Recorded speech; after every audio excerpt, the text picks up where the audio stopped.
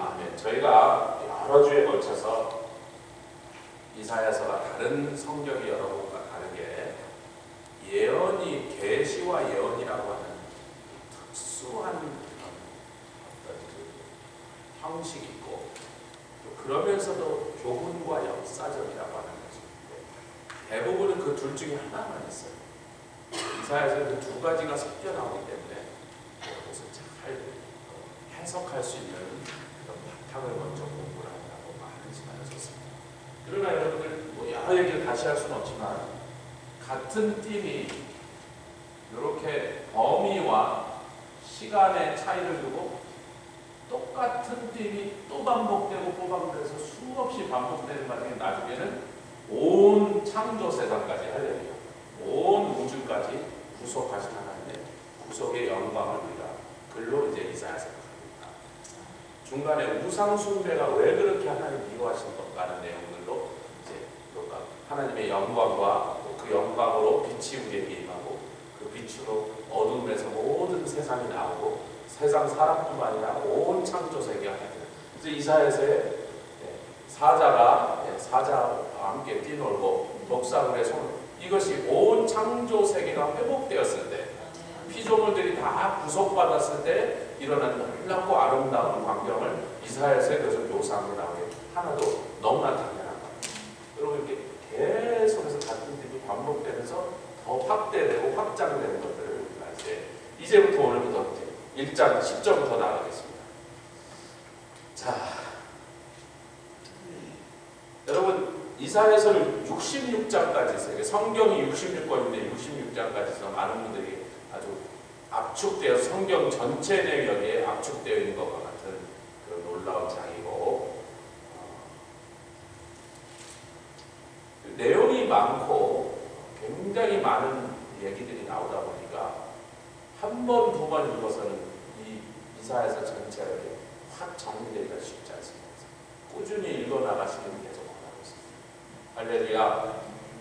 유튜브로 들으시면서도 이 강의를 쭉 오시는 분이 목사님 저 3번 읽고 4번째 들어가고 있습니다. 이렇게 자랑질을 또 하시면서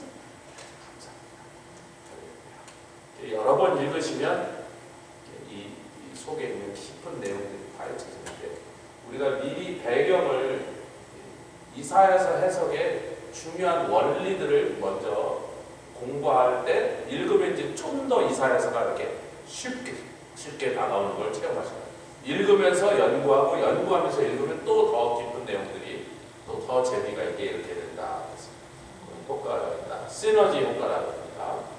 할렐루야. 자, 1장 10절을 보겠습니다. 여기서 이제 진도가 쭉쭉 나갑니다. 너희 소돔의 관원들아, 같이 읽겠습니다. 시작. 너희 소돔의 관원들아, 여호와의 말씀을 들을지다. 너희 고모라에. 근데 이건 소돔과 고모라가 멸망한 지가 얼마쯤 됐냐면 이사야는 주전 BC 700년쯤의 사람입니다. 그 시대에 활동하던 편이고 소돔과 고모라가 멸망한 건 BC 2000년이에요. 1300년 전에 멸망했는데 지금으로부터 4000년 전에 멸망했는데 지금도 소돔과 고모라가 어디에 있었는지를 고고학자들 간에 서로 싸우고 있어요. 그 자리를 못 찾고 있어요. 그렇다면 소돔에 관원이 있을 리가 없고 얼마나 심하게 파괴됐는지 흔적도 남지 않고 파괴됐다. 얼마 전에 최근에 고고학자들이 여리고성에서 좀 떨어져 있는 사레바다 반대편에 아니 대충 거기라는 건 다 아는데 정확한 위치를 못 찾는데 어느 돌 언덕 위에서 발견된 그 파괴된 흔적 중에 이거는 유성이 들이받았다. 큰 유성이 들이받았지 않으면 이런 흔적이 나올 수가 없다라고 지질학자들과 고고학자들이 결론을 했어요. 그래서 소돔과 고모라가 유성이 들이받았다라는 생각. 근데 성경 창세기에 나온 그 유황이 막 하늘에서 막 불과 유황이 비처럼 쏟아진다 그러면 유성이 들이받은 것 때만 그런 현상이 나타나. 지금 4000년 후에 여기저기서 여기다 소돔이 아니다 저기다 뭐 서로 몇 마일씩 떨어졌어요. 10마일, 5마일, 3마일 여러 군데 여기다 저기다 했는데 지금 가장 최근에 발견된 그것은 유성이 들이받은 흔적이 있으면서 그 정도로 세게 유성이 들이받으면 거기에 나만 할 게 하나도 없다. 건물은 물론이고 도시는 물론이고 사람이고 생명이고 죽음 하나도 거기서 살아남을 수가 없다. 그렇지만 어찌됐든 지금도 정확하게 소돔과 고모라가 어딘지 100%다 동의하지는 않을 만큼 철저하게 파괴됐습니다. 다시는 소돔과 고모라는 도시가 재건되지 못했어요. 거기 살던 거민이 한 명도 살지 못하고 다 죽었단 말이에요. 몇 명이라도 살아서 필요하면요 나중에 고향 땅으로 돌아서 다시 짓습니다. 근데 하나도 살아남지 못한다. 그러니까 소돔에 관한 고모라의 백성이 여기 살아있을 리가 없잖아요. 이사야 시대에. 아멘. 그러니까 이거는 진짜 소돔과 실제 고모라를 가리키는 게 아니라 지금 누구예요? 이스라엘 백성. 특히 지금은 남왕국을 가리키는 유다라는 국가, 남왕국 혹은 예루살렘 거민들을 향하여 지금 하나님의 백성들을 향하여 그들을 뭐라 그러냐면 이 소돔에 관, 예루살렘의 유다의 왕족들, 귀족들, 관원들을 향하여 이 소돔의 관원들아, 이스라엘 백성, 이 고모라의 백성들. 여러분 근데 예수님이 이 표현을 많이 쓰셨거든요. 뭐라 그랬어요? 가버나움아, 거라시나 고라시나 벳세다야, 내가 너희들 가운데서 행한 그 많은 이적을 권능을 행했더라면 두로와 시돈의 백성들이 진작 회개했습니다. 소돔의 백성들이 진작 회개했습니다.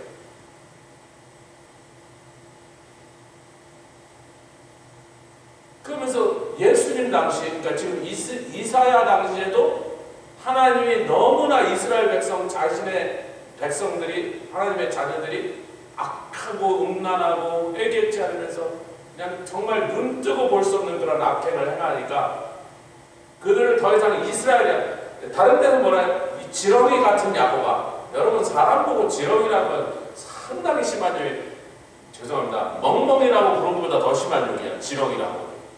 그렇잖아요. 네. 멍멍이는 순수한 한국말로 개의 새끼입니다. 사람은 지렁이가 벌레 같은, 또 다른 것은 벌레 같은. 근데 벌레 같은, 지렁이 같은 이라고 이 개돼지라고 말하는 것보다도 더 진노하셨을 때 나온 표현이 뭐예요? 이 소돔의 관원들아, 고모라의 백성.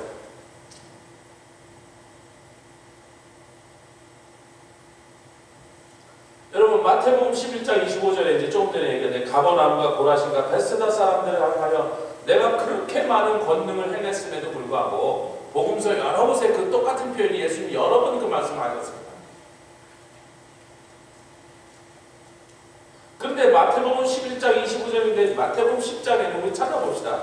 여기 제가 강의에는 안 썼는데 그 얘기를 하시기 전에 먼저 소돔의 얘기를 하실 때가 뭐냐면 복음 전하는 전도자들을 보내시면서 그 얘기를 또 먼저 하셨어요. 마태복음 10장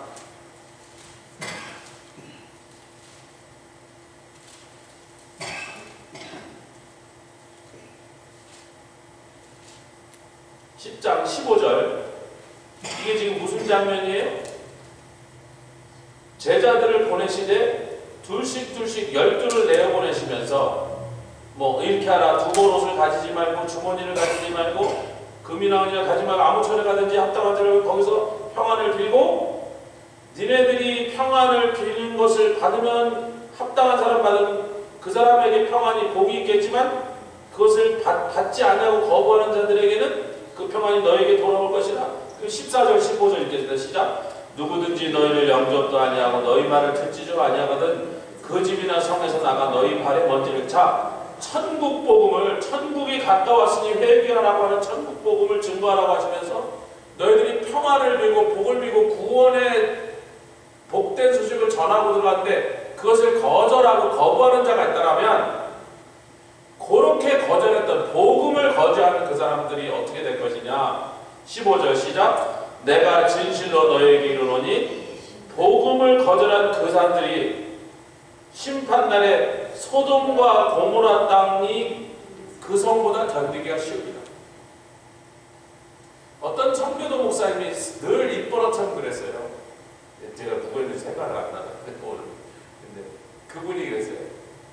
만약에 당신들이 회개하지 않고 하나님의 말씀과 경고를 듣고도 하나님께 회개하고 돌아오지 않는다면 이 도시가 심판날 소돔과 고모라 사람들이 일어나서 당신들 제가 당신 그 사람들한테 사과합니다. 예수님 하신 말씀과 같은 내용이에요. 지금 이사야 때는 예수님보다 또 700년 전 다른 시대지만 하나님께서 그렇게 그들을 부르기 시작했다는 건 그동안 오래 참으셨다. 쌓인 게 많으셨다. 견디다 못해서 이런 표현을 그들에게 쓰셨다. 이런 얘기입니다. 여러분 베드로후서 2장 6절과 유다서 1장 7절에는 이렇게 제 강의 안에 있습니다. 제일 아래 29페이지 제일 아래 오늘 나눠드린 강의 다 받으셨죠? 29페이지 제일 아래 베드로후서 2장 6절에는 소돔과 고모라 성을 멸망하기로 정하여 죄가 되게 하사 후세에 경건치 아니할 자들에게 본을 삼으셨다.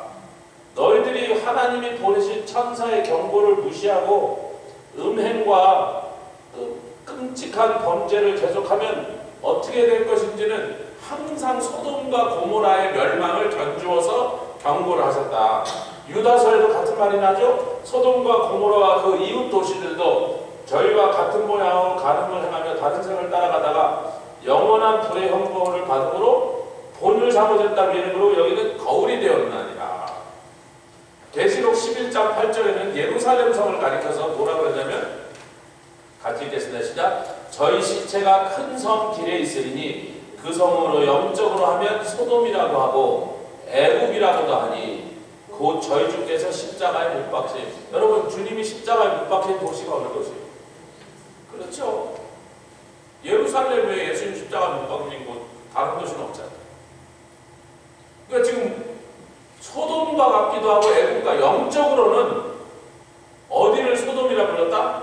예루살렘을 영적으로는 거기가 소돔이 아닌데 실제 소돔은 저 여리고 밑으로 한 예루살렘부터 한 3, 4, 50km 떨어진 데 있었지만 우리가 추정하는 거리가 한 4, 50km 정도 떨어져 있습니다.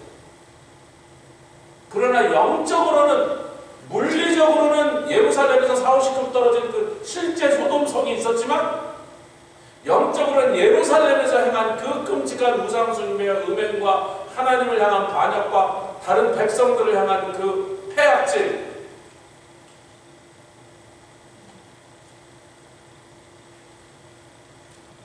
그래서 예루살렘을 영적 소돔이라고 불렀다. 여러분 소돔이라는 것은요 육적 간음만 얘기하는 게 아니라 영적 간음도 다 포함하고 그러니까 제가 늘 우상숭배 아이돌 월십, 아이돌 로터리와 음행 우상숭배가 아이돌 로터리 맞네요. 음행, 아이돌 어덜터리는 늘 같은 뿌리에서 나오는 같은 짓이다. 영적 간음과 육적 간음은 항상 그 뿌리가 같다. 소돔은 그 두 가지가 막 극에 넘친 그래서 악한 도시의 악행의 대표로처럼 이렇게 살인. 근데 거기에 메신저를 보냈거든요. 누굴 보냈습니까? 롯을 살려내려고 천사 둘이 내려가서 그랬더니 그 천사가 사람의 모습으로 나타났더니 그 도시의 사람들이 사람의 모습으로 나타난 그 두 남자처럼 나타났는데 그 남자를 상관하겠다. 요즘으로는 강간하겠다. 동성연애가 얼마나 넘쳤는지. 하나님이 모든 죄를 다 심판하시고 모든 죄악을 다 미워하시지만 그 중에 최악이 동성연애라는 것을 우리가 알 수 있다. 더군다나 자기네들을 경고하여 여러분 그렇잖아요. 롯에게 얘기했어요. 야, 이 성에 너 말고도 네 말을 듣고 빠져나갈 사람이 다 가서 얘기하라. 그랬더니 사위들도 안 믿어. 자기로는 될 사람이 약혼자 이제 딸과 정혼한 사람들이니까 사위감이잖아요. 사위들 보고도 야 빨리 나가야 돼. 우리 안 나가면 죽어. 그랬더니 사위들이 아이고 막 농담하세요. 왜 그러세요? 아유 안 가요 우리는. 자기랑 약혼한 여자가 가는데도 안 따라 나오잖아. 분명히 롯을 통하여 롯이 하는 말을 들었으면 소돔과 고모라 가운데 롯의 가족 이외에도 살 사람이 있었어. 심지어는 사윗감들도 안 듣고 롯의 아내는 참 성경이 얼마나 시원찮은 여자인지 이름도 안 가르쳐줘요. 롯의 아내는 비록 발걸음은 소돔과 고모라를 떠나갔는지 모르나 마음은 눈은 계속 거기다 남겨두고 그 아름다운 재산과 집인지 뭔지 그걸 쳐다보다가 소금 기둥이 돼서 지금까지 그런 뒤를 돌아보며 세상 것을 아쉬워하는 자에게 이 말 한 번에 그 표상이 돼갖고 소금 기둥이 돼서 있어요. 여러분 지구상에 제일 소금기가 많은 데가 어디예요? 거기 소돔과 고모라였던 바로 여리고 근처의 사회가 다 짜거든요. 소금 기둥이 왜 없었겠어요? 다 어디나 짠데 물도 짜고 공기까지 짜요.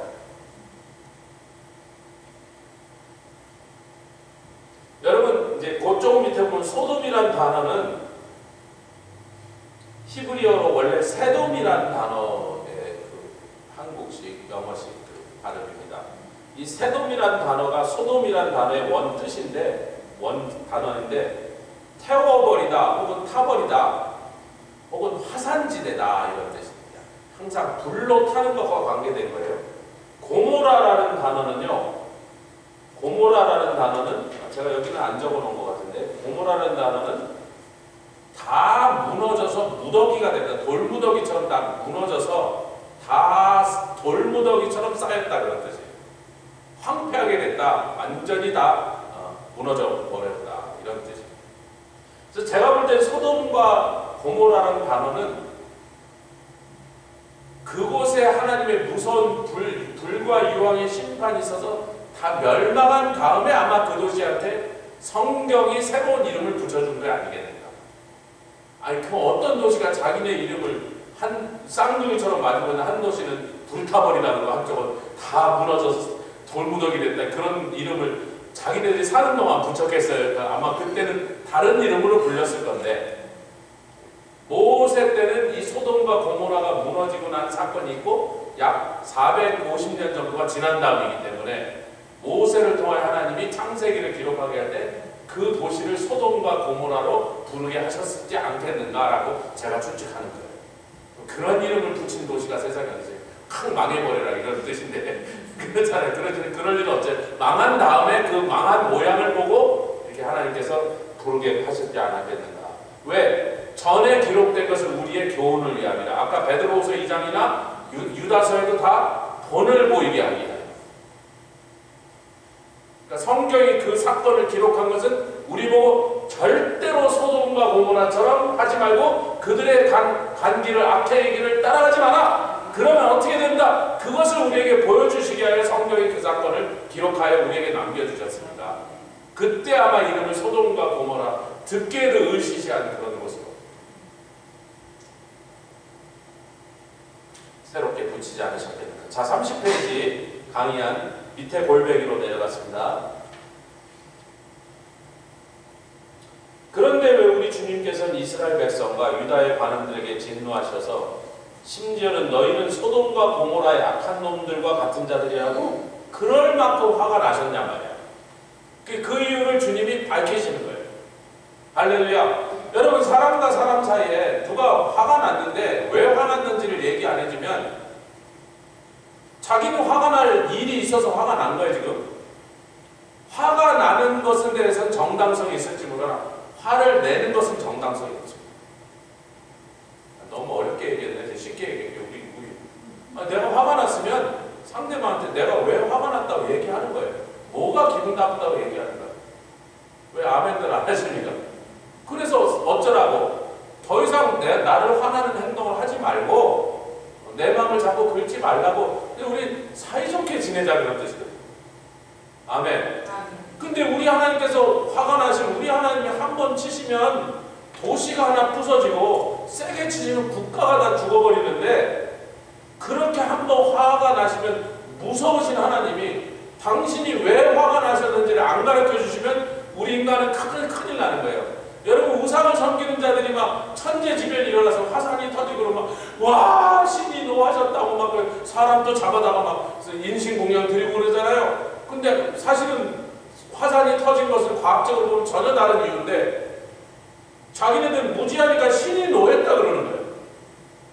바다가 막 물결이 치니까 요나 시대가 언제입니까 여러분? 그때는요 큰 배를 타고 지중해를 항해하던 시대예요. 여러분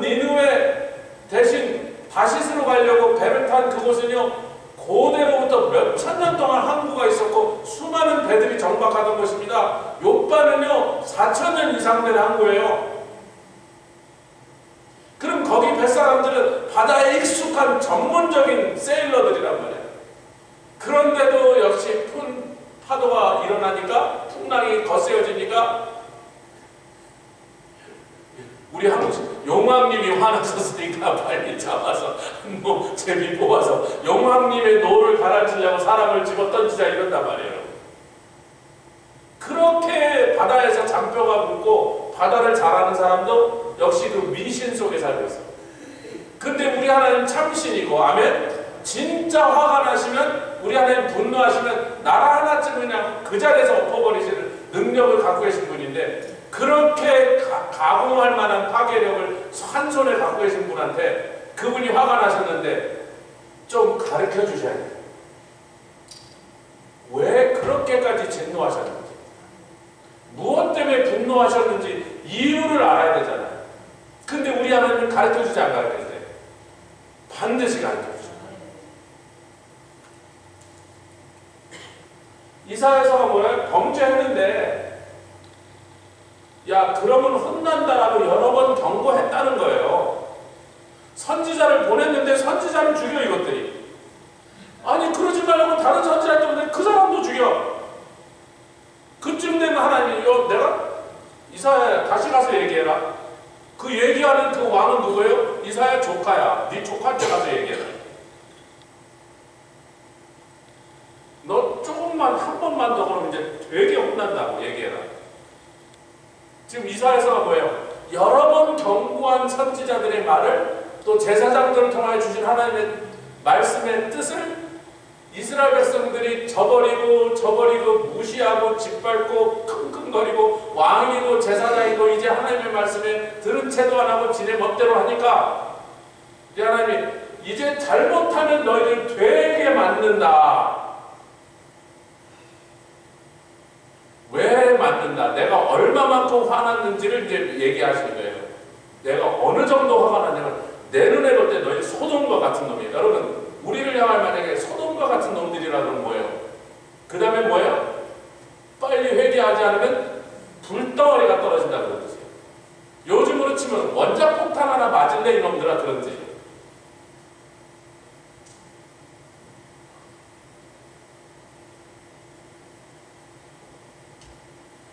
하나님이 때리시면요 원자폭탄보다 훨씬 세요.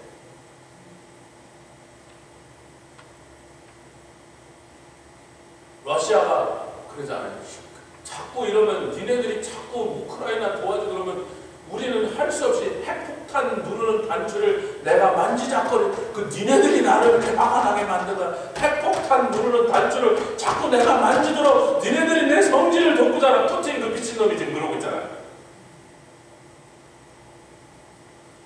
그래 핵폭탄을 날릴지도 모른다 그러면 그거 겁나죠. 미국을 향하여 핵폭탄이 2,000개쯤 날리면 미국이 아무리 실력이 있어서 2,000개 중에 99.99%를 떨어뜨려도 한 개는 그래도 어디 떨어진다면 겁나잖아요. 근데 하나님이 쏘시는 폭탄을 막을 놈이 지구상에 있겠어요?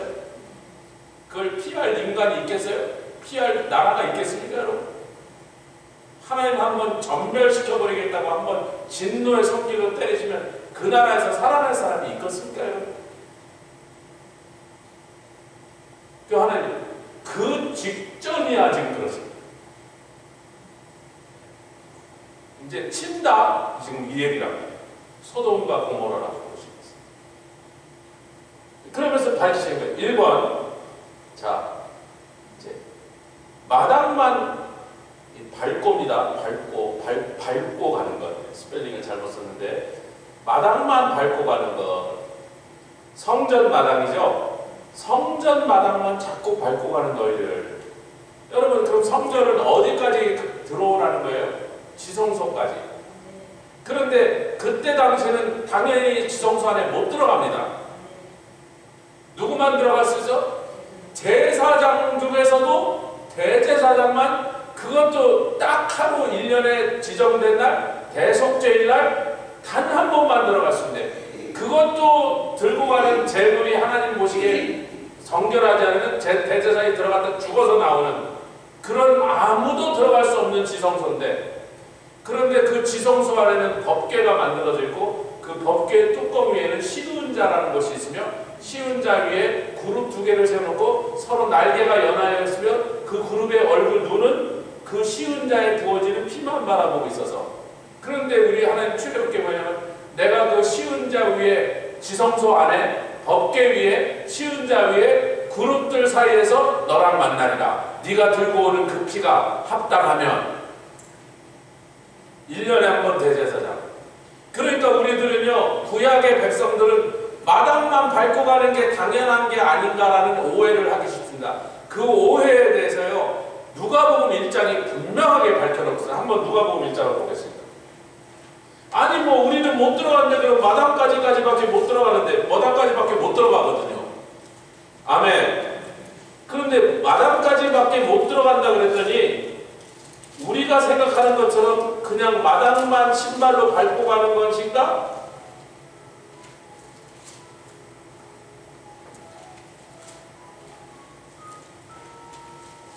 모시모시. 자, 누가복음 1장 10절 같이 읽겠습니다. 시작. 모든 백성은 그 분향하는 시간에 밖에서, 왜 밖에서죠? 못 들어가니까. 여러분, 제사 지내러 들어간 제사장이 한참 만에 나옵니다. 밖에 있는 마당은 지붕이 없어요. 바닥은 흙바닥입니다. 타일도 안 깔아서 콘크리트 안 놨단 말이야.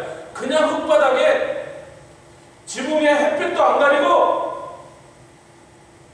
여러분, 이것도 놀라운 말씀이에요. 이사야서 말씀과 지난주에 읽은 대로 계시록의 말씀에 우리 하나님께서 친히 장막이 되셔서 내 백성들에게 덮으사 폭염에서부터 또 폭우에서부터 보호해 주시는 장면이 이사야서에서 나오고 계시록에 그것이 실제로 일어난 장면이다.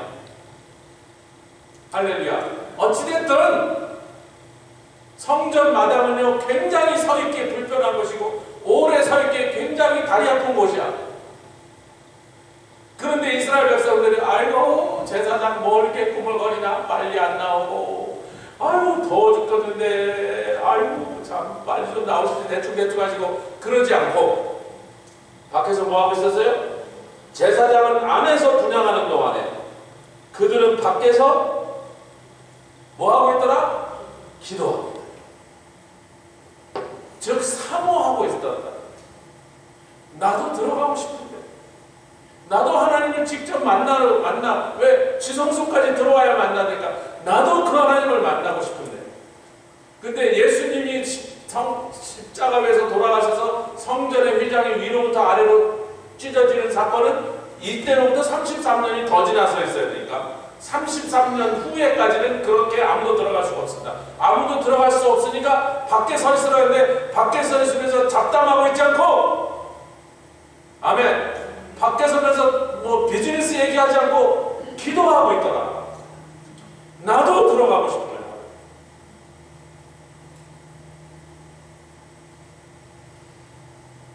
그런데 마당에서 백성들이 실제 하는 일은요, 자기가 제사를 드리려고 제물을 들어왔을 때만큼은 제단의 바로 옆에까지 오도록 하랍니다. 자기 죄를 위하여 지금 대신 죽는 제물.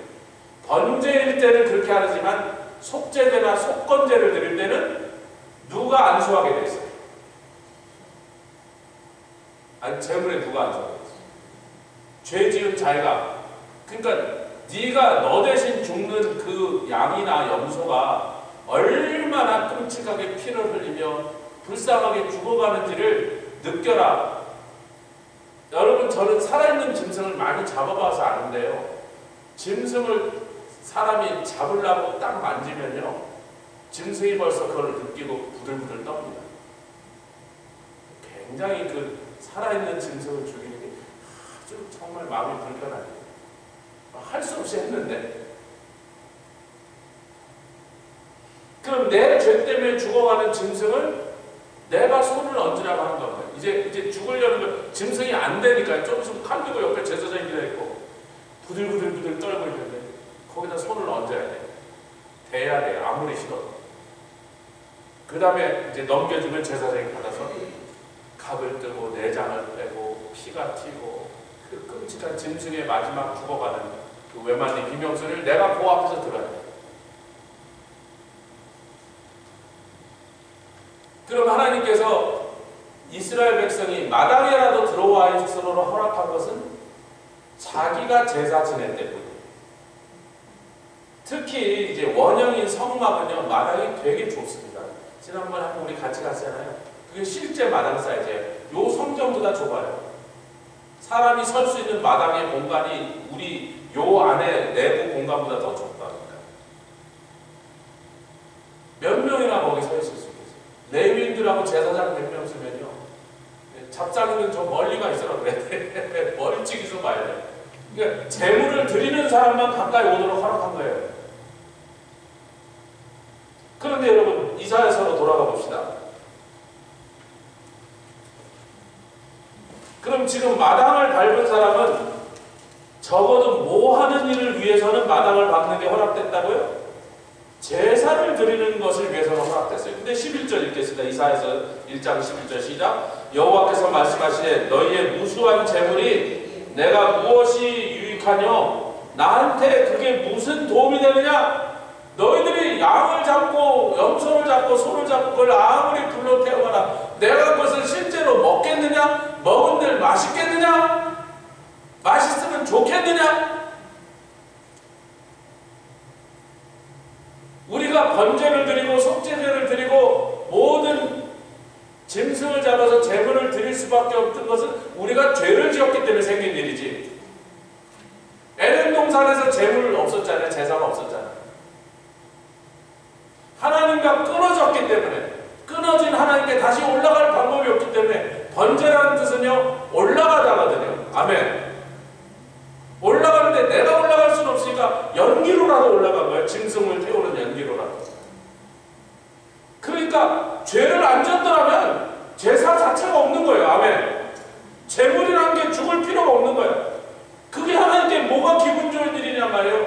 니네들이 죄를 지어서 나에게 올 수 없도록 끊어졌는데 내가 그게 속상하니까 나에게 올 수 있는 길이 열릴 때까지만이라도 예수님을 통하여 성소의 회장에 치러서 하나님께 우리가 나아갈 수 있는 그 길을 열으시는 그 기간 동안에라도 그래도 나에게 오고 싶은 너희의 마음과 내가 너희를 만나고 받아주고 싶은 마음에 그 어떤 표현으로 제사라는 걸 통해서라도 어떻게 보면 그냥 그거는 상징적인 것이죠.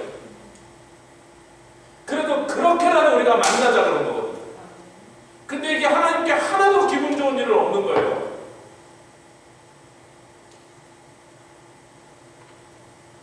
수양의 번제와 살찐 짐승의 기름에 하나님 배가 불렀다 그 말은 꼴도 보기 싫다 그 말이란 말이에요. 기분 좋게 배가 불렀다가 아니라 싫은데 자꾸 먹이니까 그러잖아요. 별로 원하지도 않는데 먹었는데 또 갖고 오니까 할 수 없이 먹으려니까 내가 곤욕스럽다. 아주 징그럽다. 냄새도 맡기 싫다. 우리 말로는 그런 표현이란 말이에요. 그죠, 주보자님? 지금 그런 표현이거든요. 딱 갖고 오지 말라 그랬으면 딱 좋겠는데 니네들은 자꾸 갖고 오는데 수송아지나 어린 양이나 수염새 피를 내가 기뻐하지 않냐. 너희들은 내가 그걸 기뻐한다고 착각을 하고 있는데 오해다. 네가 죄 지으니까 그걸 내가 받지 않으면 네가 나한테 못 오니까 그래도 나한테 올 수 있도록 죄를 용서해야 되니까 그 죄 지은 것으로 인하여 흘리는 피를 내가 받아줄 것뿐이지 내가 그게 좋냐 말이야. 그러니까 여러분 모든 제물과 제사가 누구를 위한 것이었어요? 하나님을 위한 거예요? 우리를 위한 거예요? 인간 우리를 위하여 하나님이 어쩔 수 없이 제시하신 방법이랍니다. 하나님께 올 수 있는 길을 열어두시라.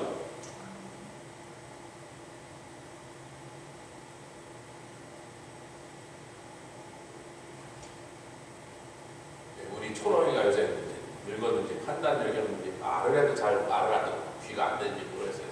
얼마 전에 가라고 막 빨리 가. 여기 불이 막 있는데 가라는 데로 막 고기 한 점 얻어먹을 줄 알고 안 가갖고 저한테 세게 맞았어요. 한 몇 주 전인데 몇 주 동안 내가 마음이 너무 아픈 거야. 아이고 이제 사람은 치면 100살이 넘은 할머니인데 아이고 며칠 전에 이제 보니까 촌에 왔다 갔다 하길래 찬양아 저러고 오라고 저기서 안 와. 그때 몇 대 맞은 게 이제 한 대 맞은 게 되게 아팠는지 속상했는데 안 와. 빨리 와. 그러니까 한참 달래니까 왔어. 먹을 걸 들고 갔더니요. 그 전에는요 저는 쳐다보고 먹을 것만 쳐다봤거든요. 근데 이번에 오더니 먹을 걸 쳐다보고 나만 쳐다봐. 무슨 뜻이? 무슨 뜻이? 아빠 왜 나한테 그러는 거야? 우리 잘해봅시다.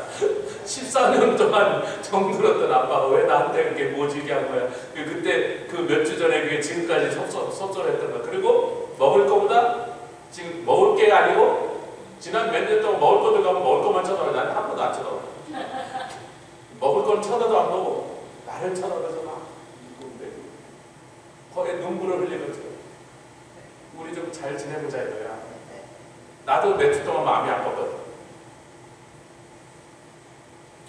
요새 막 털도 다 빠지고 이래저래 불쌍한데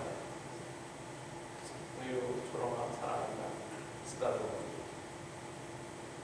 그렇게 하니까 그 다음에야 제가 들어오려고 생각이 먹을 거 그래서 그럼 우리 하나님께서 죄 지은 인간 그래서 당신과 단절된 우리를 보면서 그렇게 마음이 아프시니까 그래 염소라도 한 마리 잡아보면 내가 돈 받아줄게 양의 피라도 잡으면 내가 받아줄게 그러신 거지 진짜 양의 피가 지금 하나님이 그걸 뭐 하시냔 말이에요. 하나님 뭐에다 쓰시겠어요? 어떻게 그것이 하나님께 기쁨이 되겠냔 말이에요.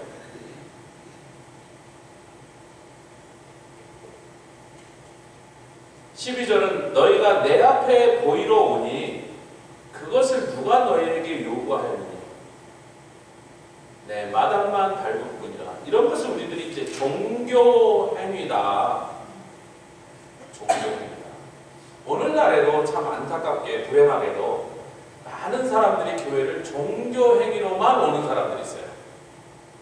여러분 종교 행위 자체가 나쁘다는 게 아니라 종교 행위만 하고 그러니까 교회에서 좀 어렸을 때 기독교 집안에서 자라는 사람들은요 주일날 안 가고 무슨 재수없는 일이 생기는 거 아니에요.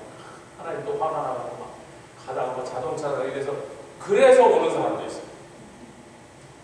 주일날 교회 안 가면 찝찝하고 아니 물론 찝찝한 건 맞는데 하나님의 마음에 주님의 마음을 안타깝게 하고 속상하게 한 것 때문에 찝찝한 게 아니라 주일날 교회 안 갔다가 혹시나도 하나님이 삐져갖고 나한테 무슨 액땜 같은 거 액을 갖다 주지 않을까 보복하지 않을까 종교 행사, 종교 행위로 교회를 오는 사람들이 오늘날에 많이 있다. 스가랴서 7장 보겠습니다. 중요한 그 하나님의 마음이 스가랴 시대가 언제냐면 포로 생활에서 돌아온 날입니다. 그래서 스가랴 7장 5절을 읽어보면 7장 5절 포로 생활에서 생겨난 습관이 뭐냐면 바벨론 페르시아 포로 당하는 동안에 아무리 나중에 뭐 좀 나아졌다 그래도 모르드게 때문에 다닐 때문에 나아졌다 그러지만 여전히 남의 나라 와서 포로 생활을 했다는 것은 참 서글프고 힘든 그런 고난의 시간이었죠. 어찌 그게 자기네 나라에서 자기네 주권 아래에서 자유를 누리며 사는 것과 같았겠어요. 죽지 않을 만큼 좀 나아졌다는 거지요. 처음에 포로로 끌려왔을 때보다는 노예살이보다 좀 나아졌다는 건데 그러니까 이스라엘 민족이 거기서 70년 동안을 5월과 7월에 금식하기로 정하고 포로들이 하나님 우리를 불쌍히 여기서 옷을 찢으면서 밥을 굶으면서 하나님 앞에 울부짖었던 것이에요. 70년 그랬더니 과연 하나님께서 그 기도를 들으시고 아멘 70년 만에 예루살렘으로 돌아오게 하고 스가랴 때는 언제예요? 수룹바벨과 함께 성전을 다시 짓고 있는 시대잖아요. 그러니까 이스라엘 백성들이 이제 본토로 돌아왔어. 자유, 독립을 누리고 성전도 지금 다시 짓고 이제 이 7장쯤 되면 이미 성전이 완공이 됐을 거예요. 왜? 3장 사전에 성전 공사가 중단됐던 얘기가 나오고 그 다음에 그 은혜를 통하여 다시 짓는 작업이 시작된 얘기가 나왔으니까 7장인데 성전도 다시 짓고 이제 살만해졌어. 할렐루야. 학계에 보니까 너희들이 성전 지대를 놓던 날부터 너희들에게 곡식이 훨씬 더 풍성하게 나오고 모든 것들이 복이 되지 않았느냐. 근데 성전 지대를 놓을 때 그랬으면 성전이 완공된 날은 얼마나 하나님 복을 주셨겠어요. 그래서 이제 등 따스고 배부르게 된 거야. 드디어 70 몇 년 만에. 그랬더니요 70 몇 년 만에 등 따스고 배부르게 된 유대인들이 나와서 하나님께 물어달래요. 제사장을 통하여 선지자와 제사장들이. 하나님 우리가 바벨론에 있을 때 5월과 7월에 금식 행사를 시작했는데 이제는 금식할 이유도 없는데 왜 우리가 자유를 찾고 본토에 와서 잘 살게 됐는데 그래도 금식을 해야 되나요? 옛날에 다급할 때는 그러니까 하나님 내가 너희들한테 금식하라고 시켰니? 그런 거예요. 우리식으로 얘기하는 거예요. 여러분 이제 금식 안 해도 될 것 같은데 꼭 그래도 하기를 원하시나요? 그랬더니 주님이 내가 언제 니네들한테 금식하라 그러니 지네가 다급하니까 금식을 해놓고. 그러니까 하나님이요 대답을 아주 성깔 있게 하십니다. 맛깔스럽게 이렇게 하세요. 7장 5절 시작. 온 땅의 백성과 제사장들에게 이르라 너희가 70년 동안 5월과 7월에 금식하고 애통하였거니와 그 금식이 나를 위하여 진짜 나를 위하여 한 것이냐. 사랑하는 성도들 우리가 금식하면 하나님께 좋은 일 생기는 게 뭐예요? 아무것도 없어요. 그런데 왜 우리는 금식하게 됐죠? 다급하니까, 절실하니까, 죽겠으니까, 괴로우니까, 아프니까, 슬프니까, 망했으니까. 하나님 금식하라고 했어요. 금식하면 하나님께 좋은 거 생기는 거 했어요. 아까랑 똑같잖아요. 우리가 염소 갖다 드리면 하나님 즐거운 일이 생겨요? 양의 피를 하나님께 드리면 하나님 기쁘세요?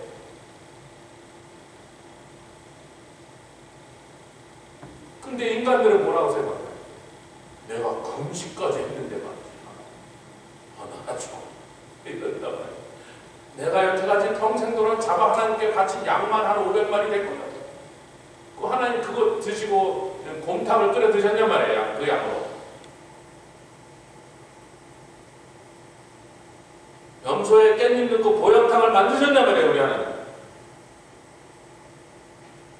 우리 하나님께는 한 가지도 유익하게 된 일이 없었습니다.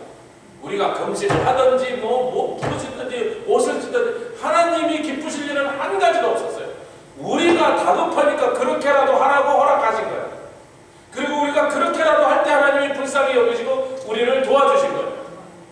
그랬더니 인간이 그 원인과 결과를 거꾸로 뒤집어 놓고 자기네가 금식하면 하나님께 대단한 일을 한 것처럼 하나님 받으신 것처럼 이렇게 자꾸 종교는 그렇게 만들어 나가는 거예요.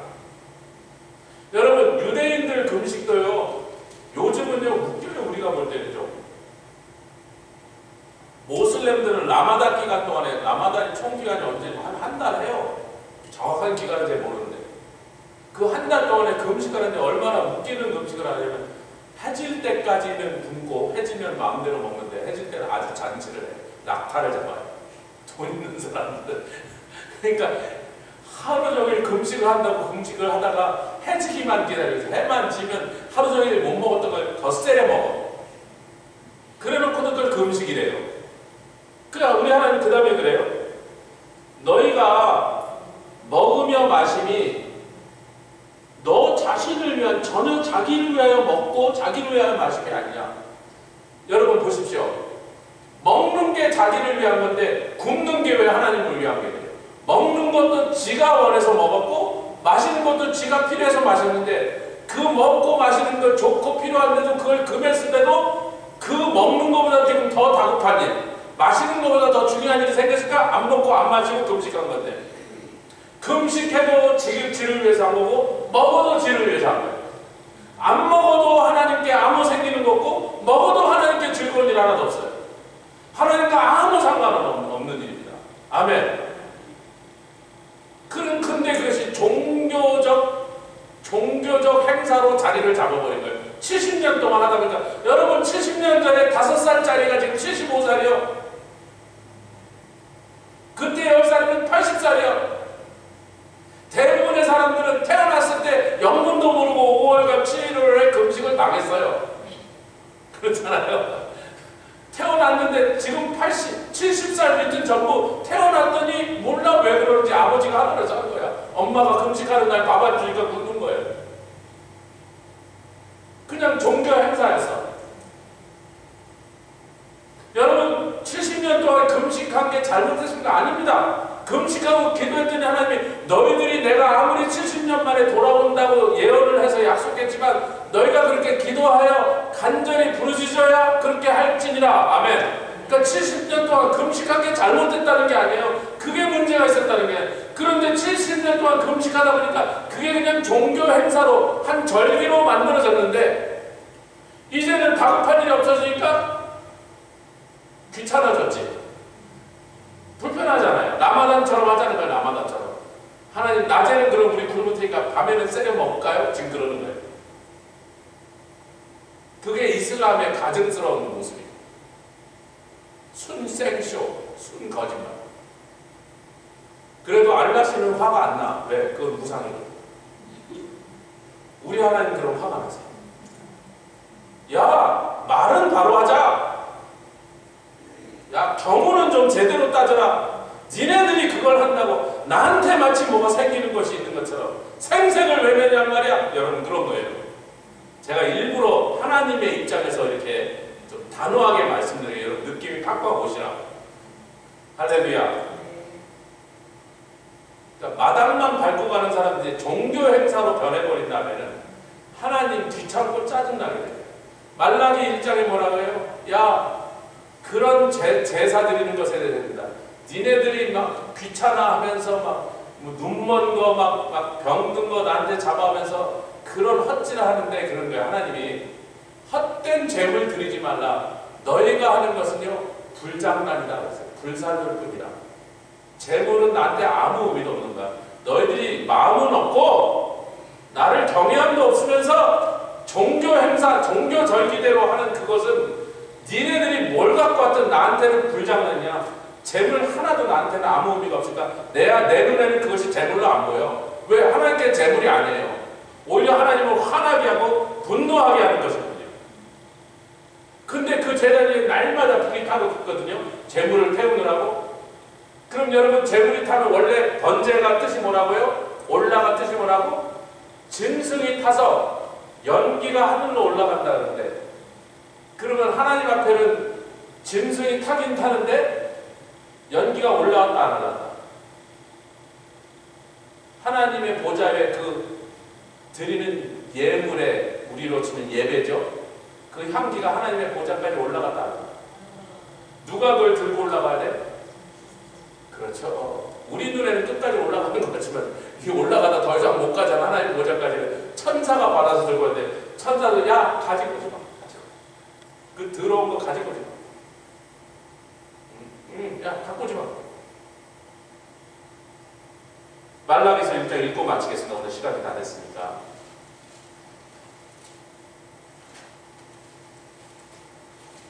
우리 하나님이 굉장히 뼈대 있는 말씀을 하시는 거예요. 얼마나 분하신지 하나님이 이렇게 말씀하시는 거예요.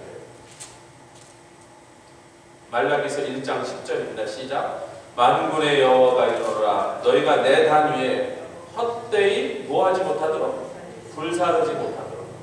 여러분 여기서 하나님의 단이라는 것은 번제단입니다. 번제단에서 드려지는 모든 제물은 불사르는 것은 전부 하나님 받으시라고 들고 온 제물이에요. 아멘. 번제제든 화목제든 감사제든 서원제든 속제든 속건제든 어떤 제물이든 무슨 성격으로 드린 것든지 하나님 받으시라고 드린 제물이었어요. 그것이 어떤 짐승이든지 소든지 비둘기든지 양이든지 없어든지. 근데 하나님 뭐예요? 헛되이 불만 내지 마. 너희들이 드린 제물은 그 향기가 내 보좌에까지 오지 못하던 내 천사들 보고 야 들고 오지 마라 그랬어. 계속 그 짓 하려면 누가 가서 성전문 닫아버려요. 이게 이사야서 말씀과 똑같은 말씀이죠. 마당만 밟고 가는 사람. 우리 한국교회 옛날에 이렇게 대표기도 하라면 주여 오늘 우리 예배를 거룩하게 드리게 하시고 하나님 기뻐하시는 제물 드리게 해주셔서 마당만 밟고 가는 우리 되지 않게 하시려 그렇게 많이 기도했어요. 이사야서의 말씀이잖아요. 마당만 밟고 가지 마라. 우리 하나님 성경문을 팍 닫아버려라. 종교 행위, 종교 절기 지킴. 우리 하나님요 차라리 닫아버려라. 우리 하나님 닫으라 그러면 진짜로 닫는 일이 생겨버려요. 말라기를 통해서 말라기 선지자를 통해 이 말씀하시고 약 150년이 지나서 안티오코스 에피파네스 황제가 딱 오죠. 그 사람이 와서 뭘 했어요? 성전에다 돼지 피를 뿌려버리고 거기다 제우스 신상을 딱 성전 마당에 세웠어요. 유대인들의 성전을 능멸해버려요. 누가 그렇게 하도록 하고 우리 하나님이 그 성전을 성전이라고 생각했다면 감히 어떤 놈이 그런 짓을 하도록 놔두셨으면 그런 짓을 하는 놈을 살려주셨겠어요. 우리 하나님이 그 성전을 유대인들이 부르는 성전을 진짜 성전이라고 생각하셨다면 어떤 놈이 그런 짓을 하도록 맞아 죽지 않고 살아서 그 짓을 할 수 있도록 했겠냐 말이에요. 그 말은 하나님이 묵인했다. 왜? 하나님이요 제발 그런 놈이 있었으면 좋겠다고 기다리셨단 말이에요.